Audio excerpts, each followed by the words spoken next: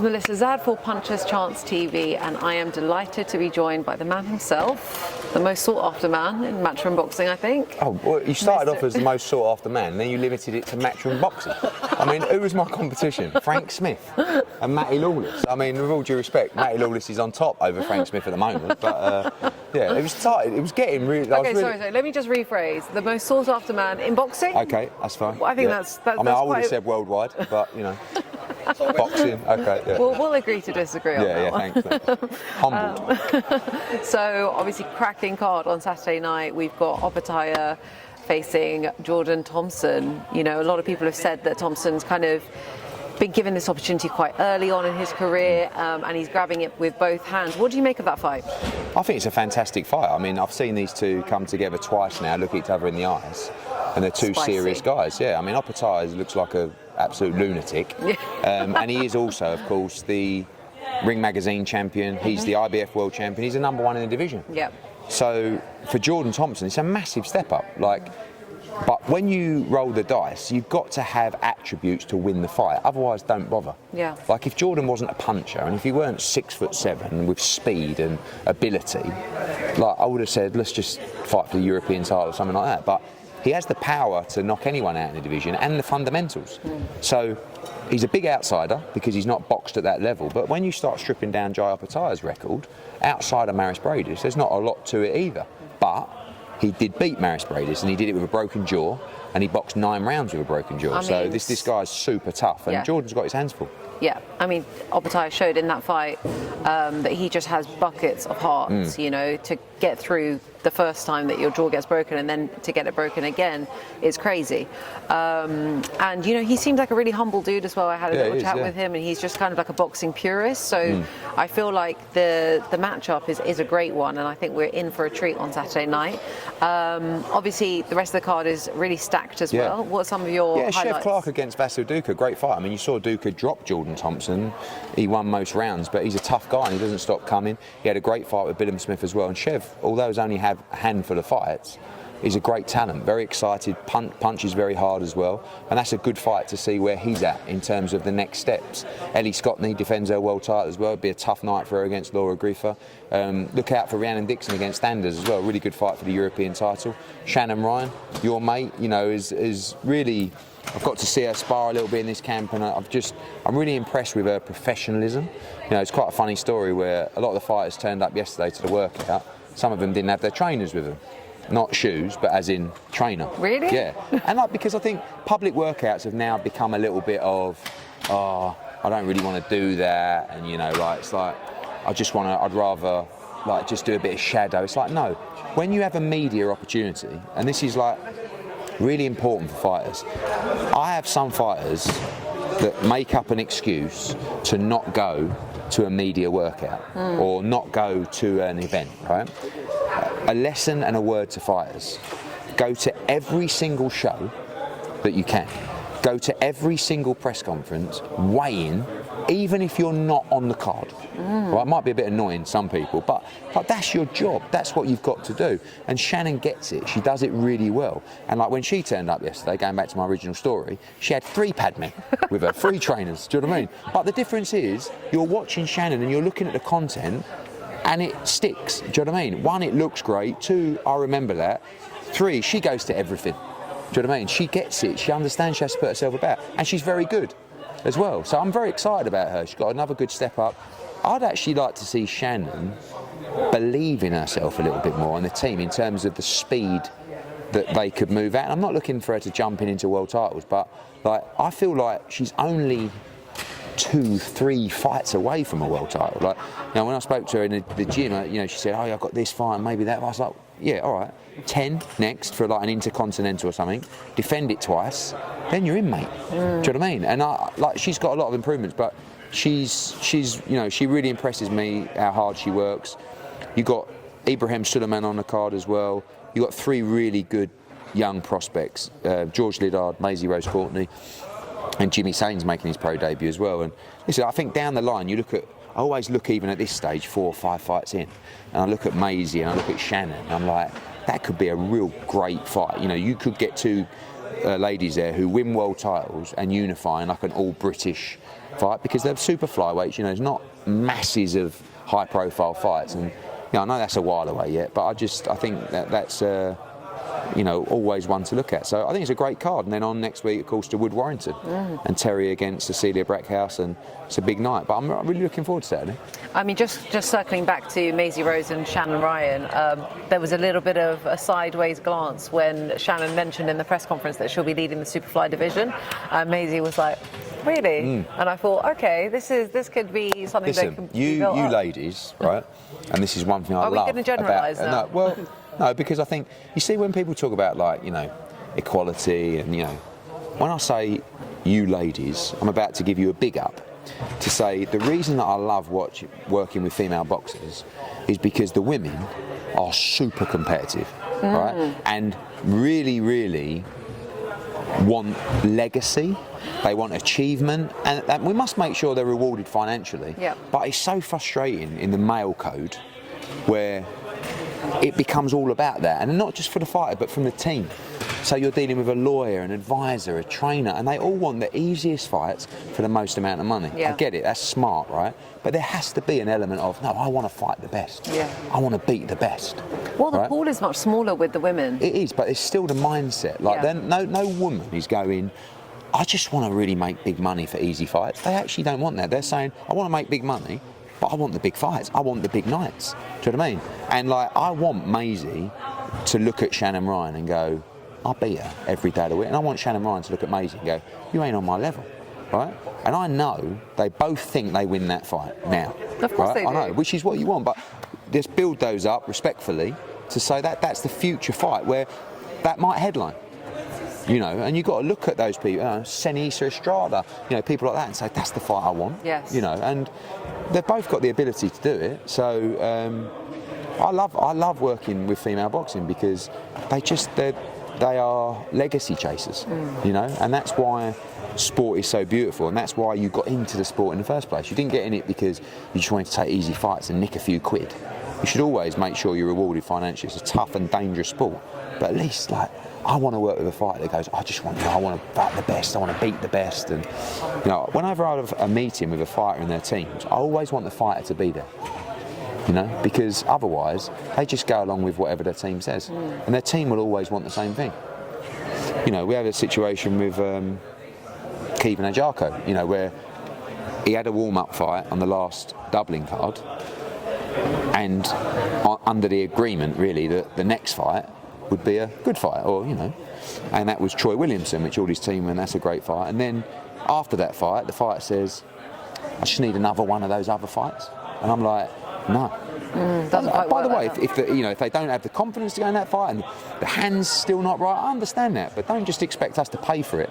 And we have to do more in that respect, and we have to be stronger. We have to be prepared to lose fighters that won't move at the pace that we feel is reasonable. You also have to listen to the team. You can't just go, you should fight him, and if you don't, bugger off. But if you the team says, no, this is the right thing to do. Going back to Shannon, I use Shannon a lot because she's your friend. There'll come a time where I'll go, after this one on Saturday, 10 rounds next and it's European title. Now, if the team says, she needs one more 8 or whatever, it gets to a point where you go, I don't really want to give her another 8. Do you know what I mean? She's had those 8s. They don't do a lot for the show. They do a lot for the fighter, and you have to give them the opportunity to grow. But it's time now. She's good enough. And I know with Shannon she's good enough. I know she can win Commonwealth, European. I know she can be competitive in the world title now. But when you get there, you need to be good enough to win it. That's the difference. So, but you have to acknowledge us and the fact that we're paying the money. And more importantly, the fact that we're getting all the stick if it's a shit fight. Of course. Not the fighter. The fans never go, oh, I can't believe that fight weren't very good. Why isn't that fighter fighting more people? They're going, Eddie, and why are you putting that on? I'll go, I'm putting that on because the team wouldn't take a proper fight. So I've had enough. I like it. It's good energy, Eddie. Yeah. Be at a meeting later on. I want an easy fight. Okay. So obviously you love working with female boxers. Another thing that you love is Canelo. Yeah. Canelo's back in action on Saturday night against Charlo. What are your thoughts? Undisputed versus undisputed. Yeah, it's a big great one. fight. I like the fight. I mean, I don't think there's been a huge amount of buzz for the fight. Obviously, I'm not promoting it this time, but Probably why. Yeah, I think you're right. I just feel like I think Canelo has plenty left in the tank. I think he's motivated for this fight, but if you look at his last 3 fights, Dmitry Bivol, Gennady Golovkin and John Ryder, he hasn't set the world alight in those fights. He did have a damaged wrist going into the Golovkin fight. He had an operation. We know his knees probably aren't what they once were. So timing is everything. And maybe the timing's right for Charlo. I think he gets stopped late on, but he's very good. Like, it's not like he's not an outstanding fighter. He is. So, but it's a good fight, and I hope Canelo wins, and I think he will. Okay, so late stoppage on the predictions for you. Let's talk a little bit about Tyson Fury versus Francis Ngannou. Obviously crossover fight, but Ngannou's being trained by Mike Tyson. Whoa. Highlight of your opinions of that? We saw the pads recently in the week. I mean, I have to be careful what I say, because I have to keep it real, but also don't want to criticise shows that, you know, in territories that I might end up going to. Sure, so, yeah, of course. It's like, would Francis Ngannou win a Southern Area title now? And the answer is not in a million years, right? So that helps it put it into perspective about the task that he has ahead of him. Do you really think that? 100%. Johnny Fisher is the Southern Area champion. 1 round, beat Francis Ngannou. Fight's over. Right? So, but it's a great event, and it's a big event. Francis Ngannou, I mean, the man is a monster. Yes, at taking you down on the floor and slapping you on the head and elbowing you in the face.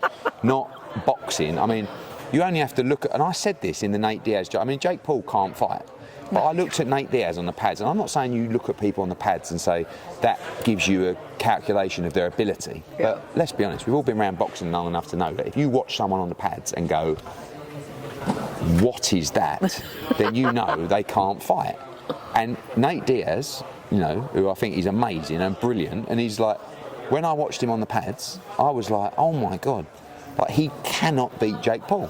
And obviously you watch Francis and go, like, just be real. Okay. Like, Fury's going to do whatever he wants to Francis. I know, it's just like deep down I just want Francis Ngannou to do well. I love Francis. I love the story. I love his story, you know. And he's making a load of money. Good luck to him. I think the event, by the way, is great. It's a freak show, and people will tune into freak shows, but don't expect it to be competitive unless Fury just messes around and does Floyd Mayweather against Conor McGregor. I mean, he has quite ever-changing moods, so who knows? But I'll just see a bit of a car crash. You know, if Fury wants to sort of mess around and then Nganou's like just sort of falling over on the floor, you know what I mean? But I'll watch it. Good luck to everybody. So I'm quite aware that there's lots of people waiting, so I won't keep you for too much longer. But let's quickly just diverge away from boxing. Let's talk about you. Obviously, you've become like the face of men's health, it seems, you know. How important is all of this, you know, this lifestyle change for you? I think when you talk about men's health, like what they've found is, you know I'm quite shy, I don't like to blow my own trumpet. Yeah, we all know that. My numbers on men's health are like bigger than all of these blokes who are like got 8 packs and like, do you know what I mean? And the reason being is I'm just really a chubby guy who has probably since when I look back, I think we're going on a little bit here. I know you guys are waiting, but you're going to have to listen to this life story. I think that as you go through life, I'm on fire today, Matty, aren't I? Unbelievable. Right. As you go through life, you learn so much. And if you've got as many miles on the clock as you yourself. You learn so much about life. And sometimes I look at 25-year-olds and I look at them going through certain things. I think, you ain't got a clue. Like, because actually, the person you become, which I think you don't become that person until you're in your 40s and 50s, is so different to the person that you were in your teens and in your 20s and stuff like that. How old are you? I'm 33. Okay, you know, it's not polite to ask a lady. I know it's not, but I don't agree with all that because, if we're talking about equality, it's okay for a man to ask I didn't a lady. ask you. I know you didn't, but you would do, and it's not that. That's how old are you? 44. Okay. There you go. Right. Was on fire. Yeah, I know. Yeah. Anyway, but what I will say is this: I don't know where I'm going with this, but the reason it's going so well on men's health is, and going back to your childhood and actually looking at what happened and like. I remember when I was 14, 15, 16, 17, I was actually always conscious about my weight. I was never like, I was chubby, like a chubby kid. But some of my mates, like we'd go on holiday and like some of them would be ripped to shreds. And I'd always train, I'd always diet. And like, I never really got in shape, do you know what I mean? And I've been doing it, I reckon, for nearly 30 years. I've been trying to sort of I always joke with my mate saying, I just train to stay fat. Do you know what I mean? It's like no matter how much hard I try or whatever diet I do, I just can't get in shape. So when did that switch happen? Well, what happened was, with all this DAZN deal, I was travelling every week around the world. Yeah. And I got to a stage where I was like 118 kilos, 119 No kilos. way. And I was like, but you would have still looked at me and gone, he's unbelievable. Of course. Yeah, but like for me, I knew that underneath the tailored suits was this monstrosity that existed underneath. And it was like, you know, and a lot of people say to me now, why are you actually doing this health thing, right? And I said, they go, is it to, you know, be healthier? Is it to live longer? And I go, basically, it's to look good in a pair of shorts. Isn't right? that everyone's ambition? And I think, I spoke to the guys at Men's Health about this the other day, we need to start being more honest with ourselves, yeah, and saying health is important, fitness is important, health is key, but also do it for yourself. And I know that although you guys would have seen me in front of the camera when I was 118, 119 kilos, I know that actually I was sitting there and like I was thinking, oh God, like I feel shit. Do you know what I mean? And then I'd leave there and I'd go to a restaurant, and mainly it'd be Frank Smith's problem, and I would have onion soup, I would have a couple of prawns in the middle, some oysters, 3 or 4 rolls, then I'd have a big steak with truffle fries and macaroni cheese and a dessert after. And I'd go to bed, I'd sleep 3 hours, I'd get up, I'd get on a plane for 12 hours, I'd eat all the food on the plane, I'd get to my next destination knackered, I couldn't train, I couldn't do this. And I just got to a point where I thought, you know what, you're probably going to die. Like, I've got a history of heart problems in the family. Like, you need to look after yourself. And if you want to do it for your health, but if you want to be the best at whatever you do, if you're in shape and if you're switched on and if you're feeling good, you're going to perform better and you're going to have a better tank and a better energy. So as I started getting fitter, I had more energy to work, and I'd get off the plane, I wouldn't feel so tired, and I'd go to the gym at the hotel and all that kind of stuff. So for me, and going back to the reason it's working well for men's health, because how many people are like that? You know, we're all having this conversation. Probably everyone's listening, going, "Yeah, I've always not really got there," and you know, and I'm not there now. But I'll tell you what, like from where I was, and I know that actually now I'm seeing, you know what? Actually, if you keep this going, the only thing is you become a bit boring. You start preaching to people about food, and I don't drink anymore really. I might have like 1 beer every now and again. But I go out for dinner with Frank Smith and he's like 3 or 4 glasses of wine. I'm like, no, sparkling water. And he's like, oh my God, you're so boring. But you become passionate about it. Yeah, of course. So I'm passionate now about training. I try and train twice a day. I feel unbelievable. My sleeping's still shit, but you know, so that was a 5-minute rant about absolutely nothing. We didn't get to the bottom of it. But basically the message is, if you train, if you get in shape, if you become fitter, if you eat better, your life will improve. 1,000,000% guaranteed. You must have read my mind, because actually I was going to ask you what would your message be to the average Joe, and you've actually... I am the average Joe though, like, not being funny, I know like I do interviews and we do box shows, but physically I am the average Joe. Outside of, I have a lot more excuses than other people why not to do it. I'm on a plane more, I'm knackered all the time, I don't see my kids enough, I do so, but you have to prioritise yourself to improve and to get better. Do you know what I mean? And I just feel like that's the way that you do it. And it does become a little bit selfish, but you have to become, I think the older you get, you have to be more selfish. Say, no, I'm going to do this now. And the one thing I will say about fitness, and I say this to some of my family members at the moment who are sometimes a little bit on the lazy side, there is no excuse.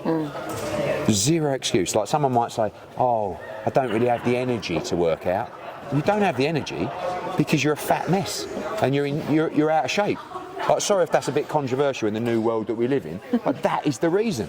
If you went to the gym, if you were in shape, you'd get up like that. Exercise does give you more energy, of course. So, like, it's only an excuse. I haven't got time. I haven't got energy. I can't do it. Yes, you can. You can do all of that. You know, I said to my sister, she's got 2 boys, and she's like the best mum in the world. I said, get up in the morning and do half an hour. I haven't got time. Well, I'm so tired. I went, you're so tired because you don't train. You never train. You don't eat right. You do this. Oh, but the kid, no, prioritise yourself. You want to live as long as you can for your kids, to give them the best experiences. And you want to set an example to your kids as well. My kids see me in the gym all the time. They go to the gym. If they see me eating shit all the time, they eat shit. That's what kids do. They look up to their parents and they follow the trend. Of course, so yeah, you've got to lead by example. As a parent, you've got responsibilities, but as an individual and for yourself, you've got a responsibility to want to look good. And when you look good, this is going back to the aesthetics, when you look good, you feel good, don't you? Let's be honest. Like, you get in shape, you start putting a dress on or a suit, and you go, hey, I feel all right. I'm buzzing. And if you do that, like the reason I've got so much energy today, I've never talked so much, because I feel unbelievable. I trained this morning, I put my pants on after, I looked at myself in the mirror, I went, you look unbelievable. You're 44. Let's go. I love it. Anyway. Okay, so quick fire. So I've got some quick fire questions for you. You can't think too deeply. Quick fire? Does that exist for me? Yeah. No. You've got to think quickly. You can't think too much about it. Okay. All right. Favorite quote? I'm going to do 3. No, limiting you to one.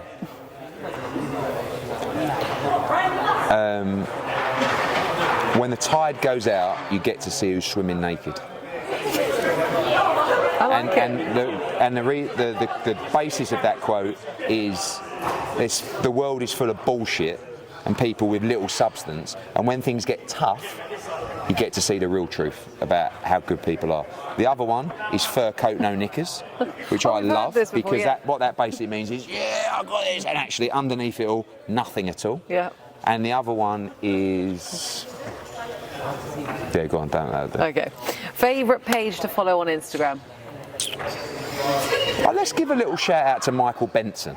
Yeah, I mean, I know he gets a load of stick, and he just basically copies other people's tweets.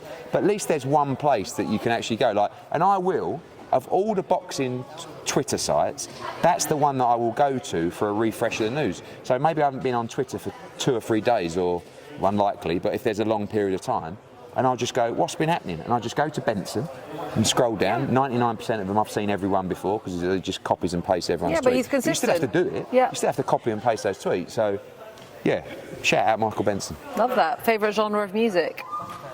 Old school hip hop and R&B. Really? West Coast, 1990s hip hop.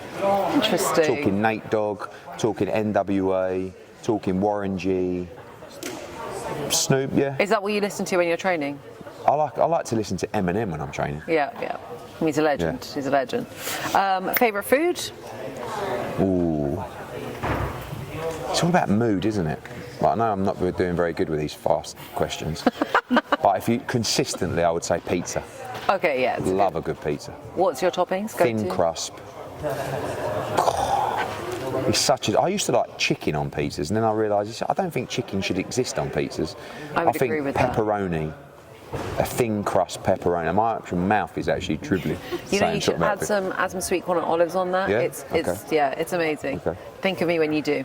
Last serious question: who do you think, out of me and you, would win in a competition of non-stop punching? Well, I've seen you train. I mean, the problem is fitness. Like, if you put me on a treadmill, I could run for 20k, easy, no problem. Yeah. Right? Now, when I go and do this new training now, they do a sledge or one of those air bikes or something like that, and after 20 seconds, I can't breathe. Yeah. And you do the punching. I don't do the punching. But you used to do the punching. Yeah, but when I was about 13. Okay. Right. So now, I would say you. Okay. And the reason I said you, because if I said me, you'd probably make me do it at some point. I would. Yeah. I was hoping you were going to say you, actually. Yeah, thanks. So finally, thank you for your time, obviously. Could I please get you to look into the camera and say to the viewers to subscribe to Puncher's Chance TV? Okay. To the viewers, we had a great interview here today. Don't forget to subscribe to Puncher's TV, and we'll see you soon. Puncher's Chance. Right, we'll do that again. Very rarely do I get that wrong. Puncher's Chance. Everyone, great interview today. Don't forget to like and subscribe to Puncher's Chance TV. See you soon. Thank you, Eddie. No worries.